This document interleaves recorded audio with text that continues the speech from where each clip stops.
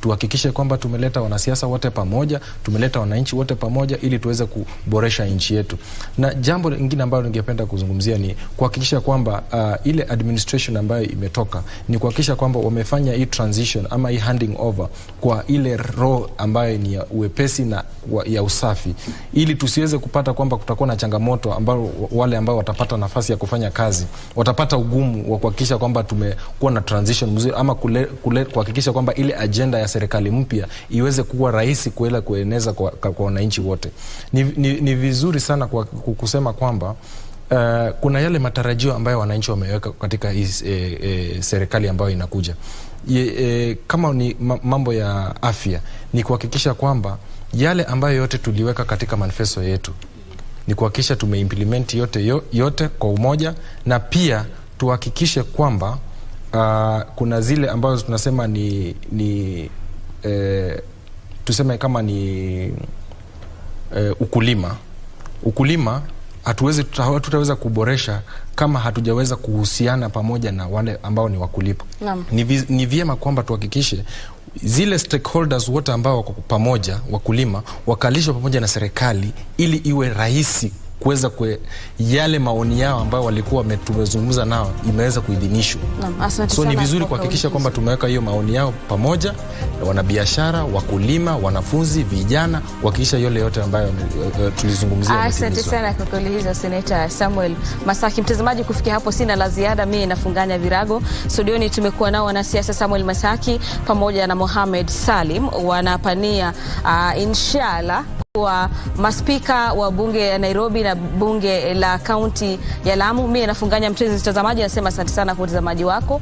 Naitwa Gladys Mungai. Lucy Mwaura amekuwa mfasiri wetu wa lugha ya ishara, na kuacha mikononi mwa mwenzangu Nisi Mano akupashe kwenye taarifa zetu za kitengo cha Lunchtime News. Endelea.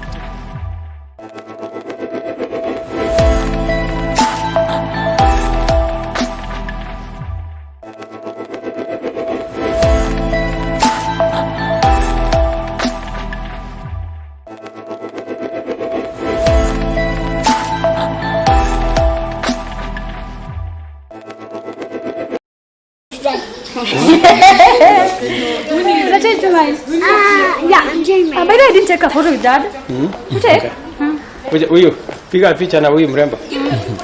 Rainbow. Good. Thanks.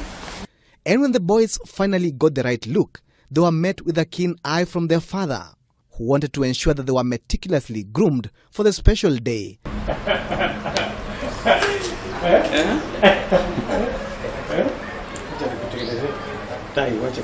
Lakini hapa umefunga kweli? Ufai kufunga hapo. Hapana. Ufai kufunga. Ufai kufunga. Hapana. Inakukaza? So utakaa namna hiyo? Mimi niko sawa. Konoma bana. Thanks. Hii nywele si ni mo. Hii nywele si ni mimi. It's okay. It's okay, mom. Your hair is so Hii nywele, As long as it's coming. Here. Do like this. Like this. Like Alonso. What's up? You look funny, my friend. I don't. You look very funny. Na hii nywele mingi ni ya nini sasa? Si hivyo ndo youth wako. Youth wa squeeze. Hiyo ndio inaitwa nini sasa? Si afro. Afro. Vipi? How are you? You look smart. Thanks. Okay. Acha nikusaidie kufunga hapo kidogo. Na hii ni nini hii dot? Yani Ndio iko mbele. design too. I hope you have not removed the nini. The what? Nini, you know. I'm not like you. Satisfied and everyone on board, the Deputy President and his family hit the road to State House, Nairobi, where they joined President Uhuru Kenyatta before their respective motorcades made their way to Kasarani, acknowledging greetings from elated crowds who had lined up along the way. Tele kwake Rais wetu mteule wa Jamhuri ya Kenya, tungelipenda kupata burudani la muziki kutoka kwa bendi zetu za majeshi. bendi tafadhali.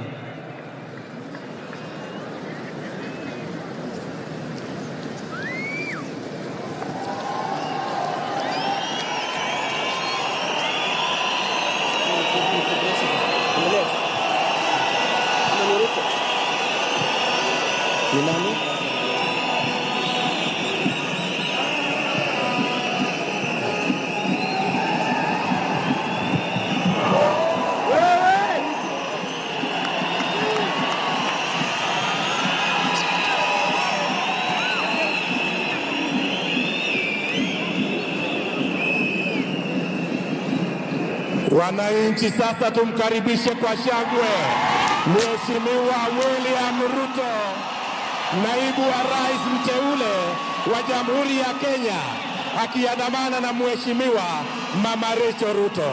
Welcome your excellencies. Karibuni sana.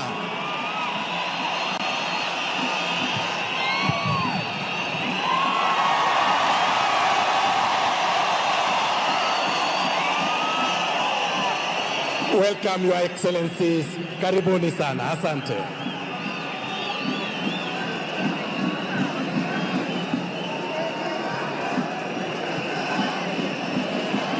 Asanteni wananchi, utulivu wenu tafadhali.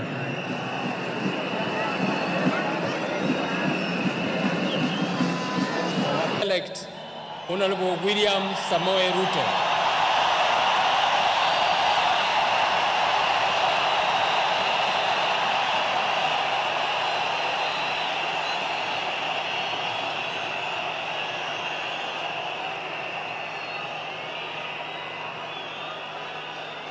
I would now like to request the Chief Registrar of the Judiciary to proceed to administer the oaths of office, and I invite the Deputy President-elect to take his place at the inauguration arena for the administration of the oath of allegiance and the oath of execution of office. The Chief Registrar. Tunyamaze.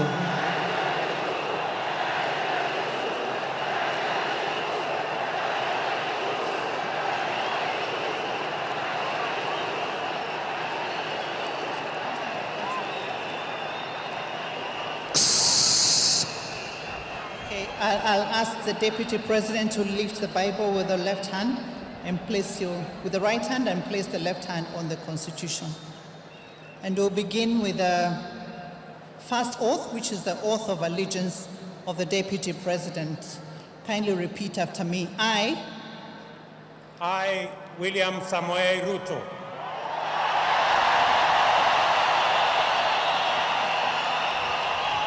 in full realization of the high calling, I assume as Deputy President of the Republic of Kenya. I assume as Deputy President of the Republic of Kenya. Do swear that I will be faithful. Do swear that I will be faithful. And bear true allegiance. And bear true allegiance. To the Republic of Kenya.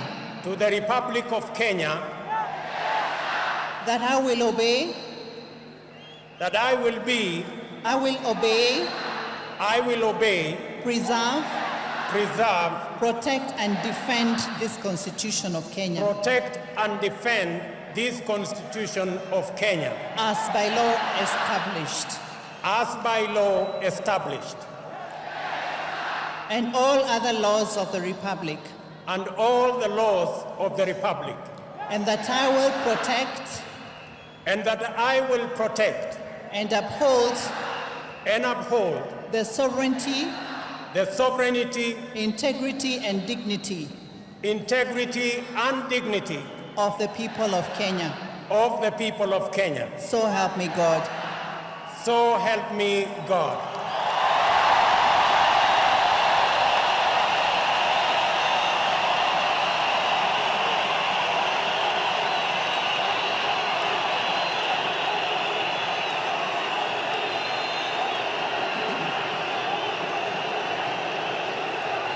We shall now take the second oath.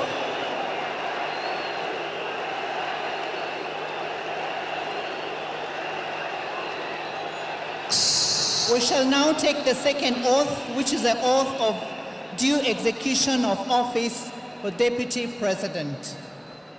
We'll do the same thing with your hand on the Constitution. And please repeat after me. I, William Samoei Ruto, do swear that I will always, truly and diligently serve the people and the Republic of Kenya in the office of the Deputy President of the Republic of Kenya, that I will diligently discharge my duties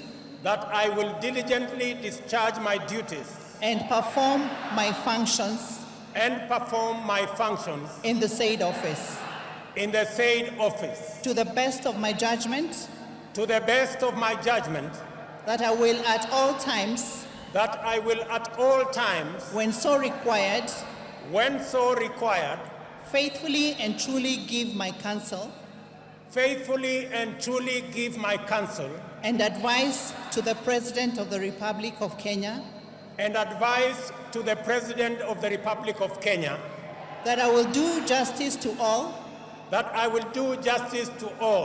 without fear, favor, affection, or ill will. And that I will not directly or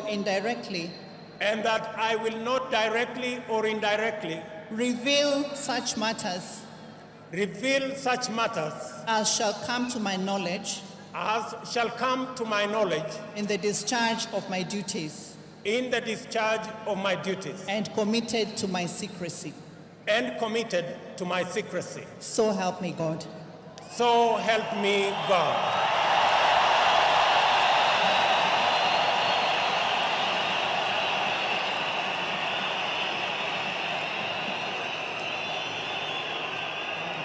Having taken the two oaths, I now ask the Deputy President-elect to take your seat at the signing table for signing, Honorable Chief Justice. Please take your seat. The Deputy President, having taken the two oaths of office, is also appending his signatures to the two oaths of office. The first one was the oath of allegiance to the office of the Deputy President, which in terms of wordings is exactly the same as the one that the President had taken. He is also appending his signature to the oath of due execution of office for the Deputy President, which is slightly longer than the one the President took. It is 121 words, as opposed to the one the President took, which is 79 words. The Deputy President's oath of due execution of office for the Deputy President's office is therefore 42 words longer than that of the President. Part of the reason is, when you look at the text of the oath, the Deputy President commits himself to giving the President counsel and advice. It also commits the Deputy President not to directly or indirectly reveal any secrets that may come in his possession by virtue of that office. That is why the oath of due execution for the office of Deputy President is much longer. The Chief Justice is also appending his signature to the two oaths that the Deputy President has just taken, the oath of allegiance, the office, and the oath of due execution. Unlike the President, the certificate of inauguration does not apply to the office of the Deputy Chief Justice. The one that the President had taken serves the two offices. These oaths are being are extracted from our constitution. They are being done in pursuit of, in conformity with Article 141 of the Constitution of Kenya, and the oaths are reproduced in the third schedule of the Constitution of Kenya 2010. Let me notify the public that the Deputy President used the Protestant Bible to take the oath, but the Constitution that was used was the Constitution that was promulgated on 27th of August 2010 at Uhuru Park.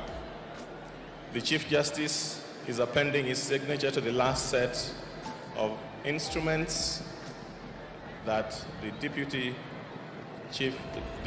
President has said. Excellency, the Deputy President, William Samuel Ruto, may I invite you to come forward and receive the oaths from the Chief Justice.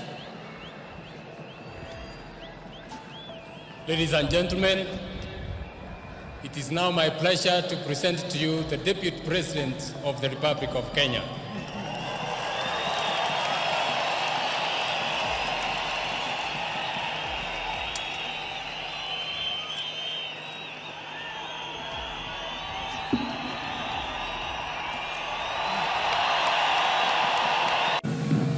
Mheshimiwa Rais wa Jamhuri ya Kenya, Uhuru Muigai Kenyatta. Mheshimiwa First Lady, Mama Margaret. Your Excellencies, Heads of State and Government, leaders of delegations from 40 countries who have come to witness this solemn occasion. Your Lordship, the Chief Justice, the Deputy Chief Justice, and the Justices of the Supreme Court, the Speakers of the National Assembly and Senate, the leaders of majority of National Assembly and Senate, the Deputy Speakers, our governors, led by the Chair of the Council of Governors, Governor Nanok, including the Governor of Nairobi, Mike Sonko.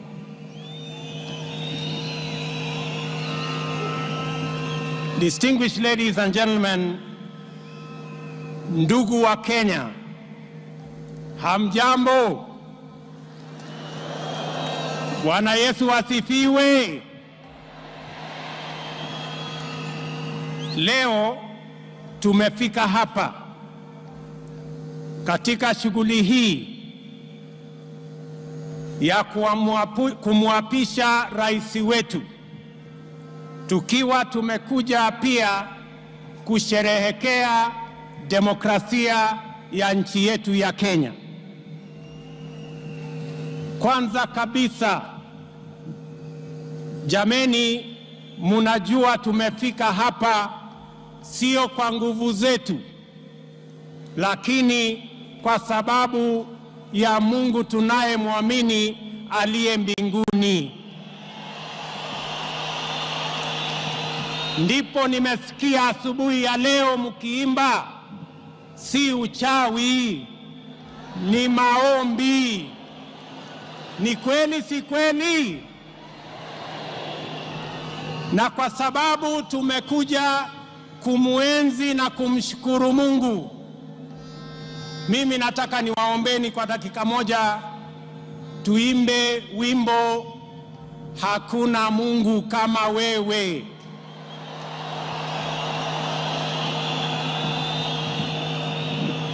Na mimi ndio nitakuwa soloist leo.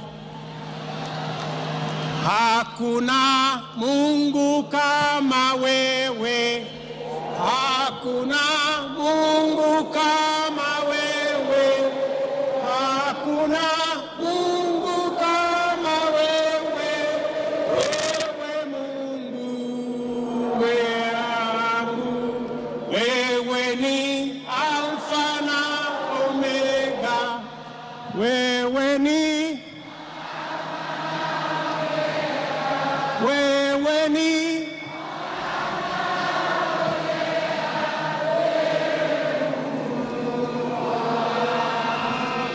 twasema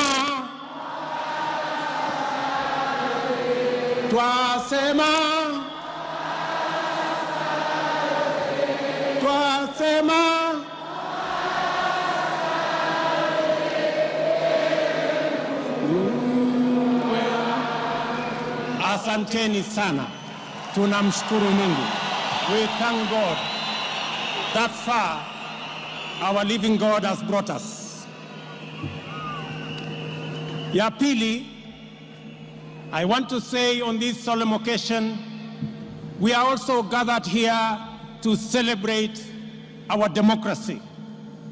That today is the culmination of elections that saw members of county assembly, members of parliament, members of senate, our governors, and our president elected in many political parties.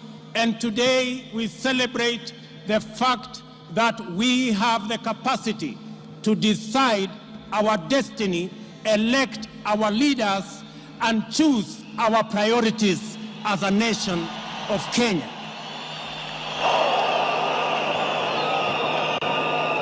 This election was different and special. For the first time, in a special way, this election was decided on two national formations as opposed to the past where we had fragmented political parties. This time, we had our worthy opponents in NASA, and we had the formidable Jubilee Party and our affiliates to contest this election. This election was different because, unlike in the past, where it was about which community you come from, which region you come from, which religion you profess, this election was about issues that affect the people of Kenya. It was about infrastructure, the railway and roads. It was about the education of our children, the health of our citizens. And that marks the steady progress of Kenya to mature politics that is canvassed on the basis of issues that help change the destiny of our country.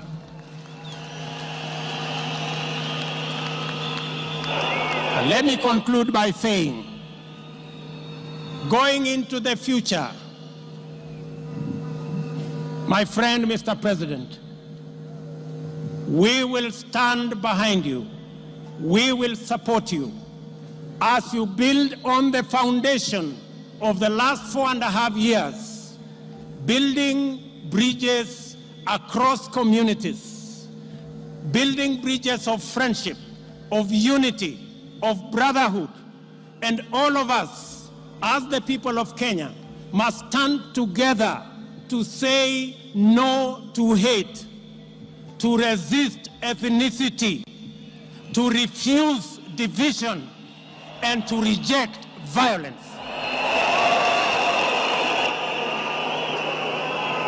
And what is important to us going forward is the transformation of our country, the development of our nation. We know very well that there cannot be meaningful development and stability and prosperity if there is no peace. There cannot be peace if there is no justice. And there cannot be justice without the rule of law and the respect of our Constitution. All of us are summoned to work together in that direction. Ladies and gentlemen, it's now my humble duty. In our midst, we have many friends. I have said we have close to 47 delegations that have come. But allow me to recognize Mr. Pierre Buyoya, the African High Commission representative for Mali and Sahel, who is in our midst. Tumpigie makofi. His Excellency Mrs. Aminata Toure, former Prime Minister of Senegal. Tumpigie makofi. Famin Ayesa, Deputy Prime Minister of the Republic of Congo. Tumpigie makofi. Senator Paul Dlamini, Deputy Prime Minister of the Kingdom of Swaziland. Tumpigieni makofi.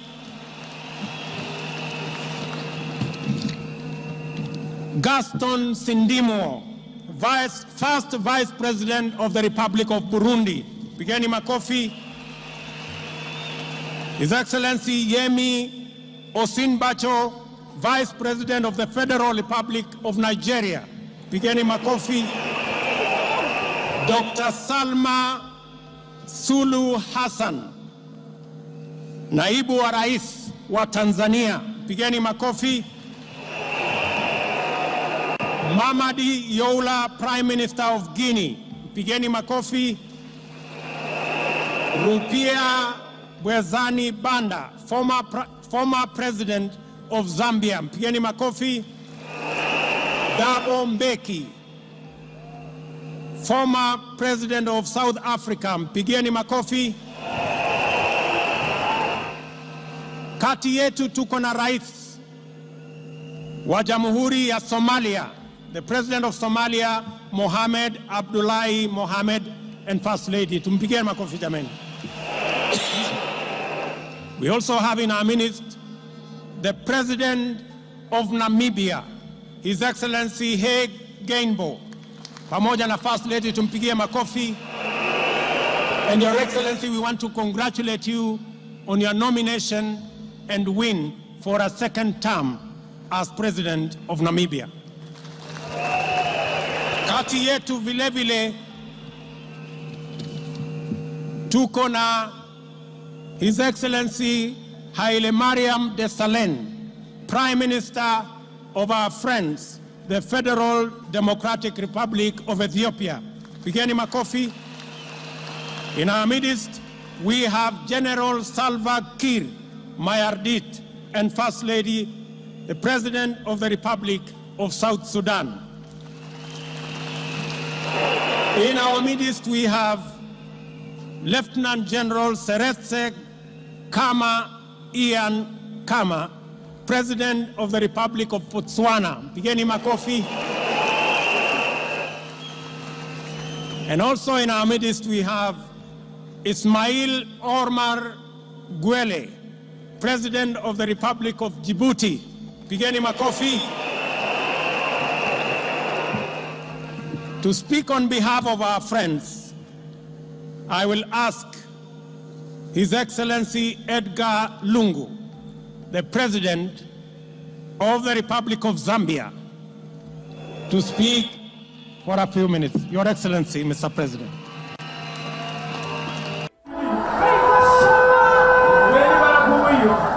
While down on his knees at the podium of the Faith Ministries Church in Karen Sunday,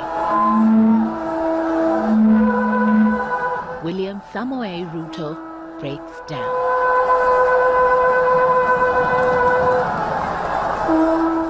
Between song and prayer, overcome by emotions following the Jubilee Coalition victory.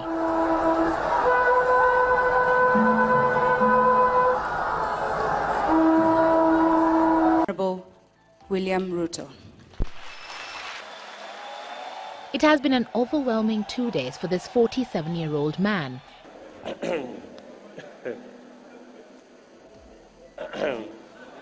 A man seldom known to be at a loss for words, but who from Saturday the 9th of March has had to let sink in an overwhelming reality. Our victory today, ladies and gentlemen, is in all manner of definition a miracle.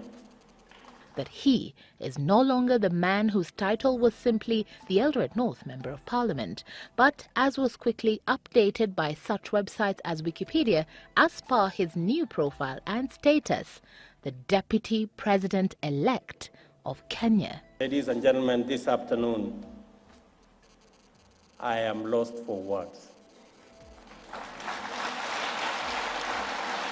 I am telling you, I am lost for words. My encounter with him more than 2 years ago, revealing such subtle features that have over the years earned him respect among those who closely surrounded him. Like the fact that every day he left home at exactly 5:30 a.m.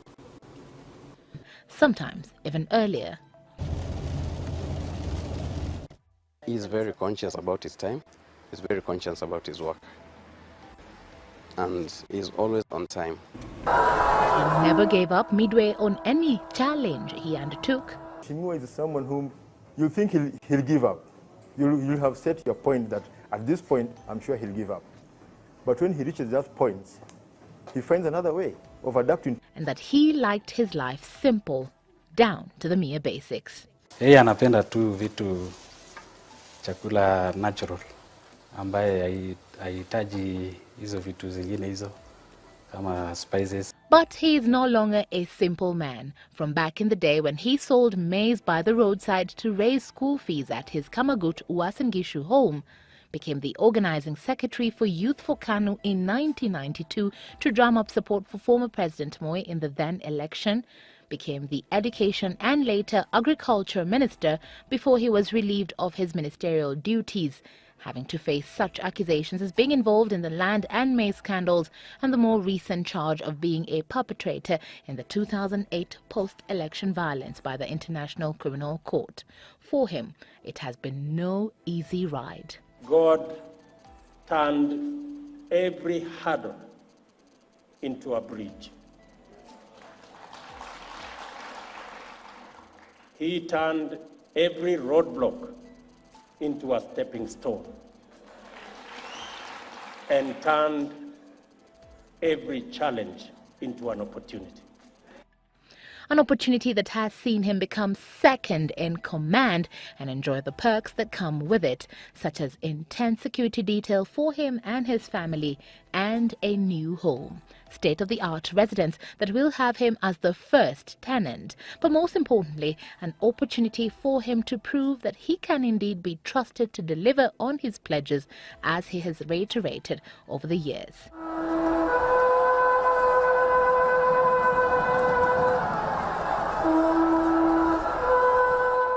And so, Ruto weeps. At that granted opportunity and what it means to him and hopefully the country under the leadership he has fought so hard for. Evelyn Wambui for Ballot 2013.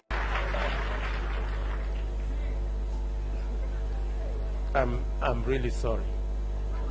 Naomba radhi hakika.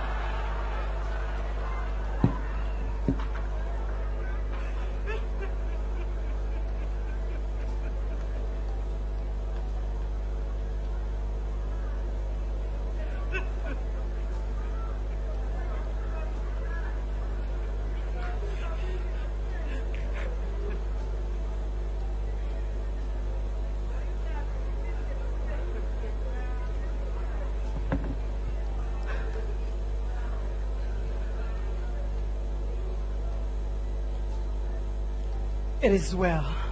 Ni sawa. It is well. Ni sawa. It is well. Ni sawa. No matter how much Mheshimiwa has tried to put him together, Licha namna there is mheshimiwa a God amejaribu who is bigger than him, kuna Mungu aliye mkubwa kumliko, who works inside him. atendaye kazi ndani mwake. And for a moment, it was the man, not the leader, basking in his family's warmth. The termination of his case at the ICC meant Deputy President William Ruto had walked through a door and into a new chapter, waiting on the other side to celebrate with him 4 female figures who had eased the weight on his shoulders through the years. his mother, Sarah, who held the family together when Ruto and his wife were away. I want to thank my mother, Sarah, for praying for me and the many hours she has stood by me. Every other time we went to The Hague, she came to stay in our home with our children. His wife, Rachel, steadfast and prayerful. On many occasions, I didn't find her in the middle of the night in our bed because she had sneaked out to pray. Their daughter, Charlene, she and the other children had taken turns to accompany Ruto on his trips to The Hague, a move that had settled him. They gave me company, and they reduced always the weight that was on my shoulders by being there. And the last, a little figure you just couldn't miss, boldly taking in the unfamiliar crowd as the deputy president spoke, and when she began to fidget, her mother reaching out, as mothers will. The bond of a mother and a daughter formed within a few short, happy months. When Ruto first met the child named Nadia last September, she was living at the Madre Ippolita Children's Home in Machakos. She had been brought there after she was found buried in the ground, parts of her body decomposing. Ruto declared that he would adopt her and name her Chorono after his mother. And thus began a life far removed from the one Mia had led before, a life that saw her become the baby of the deputy president's family and part of a group that supported him as he went through the ICC process, now part of the celebration. The thought of the journey, especially his mother's part in it, bringing a lump to Ruto's throat. If this matter had gone in any other way, she would have been devastated because she knows how she brought me up. She took me to Sunday school. She made sure I went to youth camps. She did what every mother would do for their child. Hands clasped, the five basking in the bonds that have made them family. Wilkes Anyabwa, Citizen Weekend. I decided to do the gym when I realized that my weight was getting out of hand, and I was doing 99 kilograms. And for my weight, I was told that was way off the mark. Specific incident when I had gone to Western Kenya to inspect the problems with sugar. And a photograph was taken, and it showed me in very bad shape, with my tummy protruding. So a friend called me the next day and told me, "Man, you're doing badly." It took me a year to shed off 15 kilograms.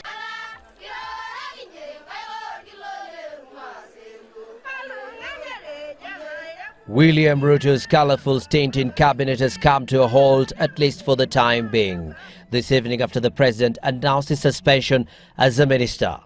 In a statement to newsrooms, the Presidential Press Service said that the president had, after consultations with the Prime Minister, suspended the Higher Education Minister awaiting the outcome of a court case that has been pending at the Nairobi Chief Magistrates Court since 2004, and which was given the green light to proceed by the High Court last week.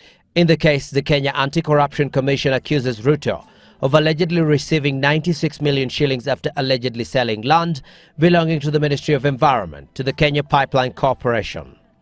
But Ruto had moved to the High Court to challenge the charges, arguing that they were discriminatory and that the case was politically motivated. The Constitution did not change the principle that you are innocent until proved guilty. But the High Court declined to grant Ruto his plea and instead gave the green light for the case to proceed. According to the